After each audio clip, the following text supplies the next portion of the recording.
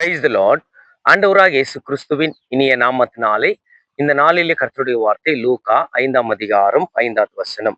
அதற்கு சீமோன் ஐயரே, இரவு முழுவதும் நாங்கள் பிரயாசப்பட்டும் ஒன்றிலும் அகப்படவில்லை, ஆகிலும் உம்முடைய வார்த்தையின்படியே வலையை போடுகிறேன் என்றார்.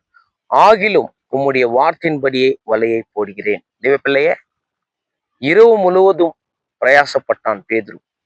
மீன் பிடிக்கிறதுல அவன் வல்லவன்.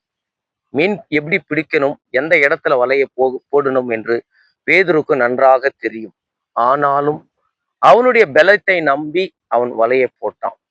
அவனுடைய பிரயாசத்துல அவன் வலையை போட்டான். தேவ பிள்ளைய, ஒரே ஒரு மீனும் அவனால பிடிக்க முடியவில்லை.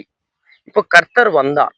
கர்த்தர்கிட்ட சொல்லி கொண்டிருக்கிறார், இரவு முழுவதும் நாங்கள் பிரயாசப்பட்டோம், ஒரு மீனும் அகப்படவில்லை.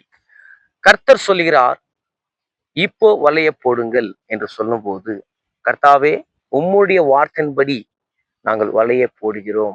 தேவ வார்த்தைக்கு அவன் வாழ்க்கை ஒப்பு கொடுத்தான். தேவ வார்த்தைக்கு கீழ்ப்பணிந்தான். அவ்வேதம் சொல்லுகிறது, வலைய கிளியத்தக்க பேதுரு மீன்களை பிடித்தான் என்று பைபிள் சொல்லுகிறது. அப்போ தேவ வார்த்தையை நம்ம விசுவாசிக்கும் போது, தேவ வார்த்தையை நம்ம நம்பும் போது, தேவ வார்த்தைக்கு நம்ம வாழ்க்கை அர்ப்பணிக்கும் போது, கர்த்தருடைய நன்மைகள் நம்ம வாழ்க்கையில பெற்றுக்கொள்ள முடியும். நம்மளுடைய பிரயாசம் அல்ல, தேவனுடைய பலத்துல நம்ம வாழ வேண்டும். தேவ பலத்தை நம்பி நீங்க வாழுகிற பிள்ளையாக இருக்க வேண்டும் என்று ஆண்டவர் இந்த வார்த்தை மூலியமா உங்களோடு பேசிக் கொண்டிருக்கிறார். தேவ பிள்ளைய, இன்னைக்கு ஒப்பு கொடுங்க. நீங்கள் ஒப்பு கொடுத்து பாருங்க, உங்க வாழ்க்கையில கர்த்தருடைய நன்மை ஒரு நாளும் புதுசாக இருக்கும். நான் விசுவாசிக்கிறேன், நீங்கள் மனம் திரும்புவீங்க என்று.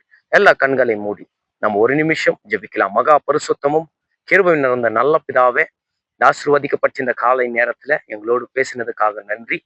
ஆண்டவரே, உங்களுடைய வார்த்தையை நம்பி பேதுரு வலைய போட்ட உடனே அவன் வலைய கிளியத்தக்க மீன்கள் பிடித்தான் என்று பைபிள் சொல்லுகிறது. ஆண்டவரே, இனிமேல உங்களுடைய வார்த்தையை நம்பி வாழுகிற பிள்ளையாக நாங்கள் மாறணும். இந்த ஆன்லைன்ல பார்த்து கொண்டு இருக்கிற பிள்ளைகளே நீங்கள் ஆண்டவரே ஆசீர்வதிங்க, வழி நடத்துங்க.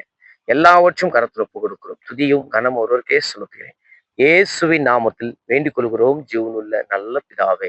ஆமேன், ஆமேன், ஆமேன்.